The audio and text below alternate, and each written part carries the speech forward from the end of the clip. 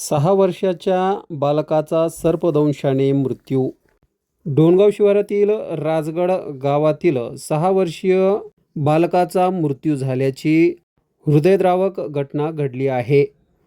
उपचारासाठी रुग्णालयात नेत असताना वाटेवतच त्याची प्राणज्योत मालवली. या घटनेमुळे राजगड गावासह परिसरात हळहळ व्यक्त केली जात आहे.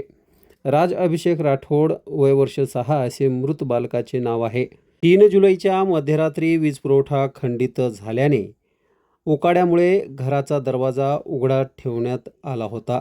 त्याचवेळी घरात शिरलेल्या विषारी सापाने झोपलेल्या राजच्या पायाला दंश केल्याचा प्राथमिक अंदाज व्यक्त करण्यात आला आहे. रात्रीच्या सुमारास वेदना वाढल्याने कुटुंबांनी त्याला तातडीने डोणगाव येथील रुग्णालयात नेण्यासाठी रवाना केले. मात्र रुग्णालयात पोहोचण्यापूर्वीच त्याचा मृत्यू झाला.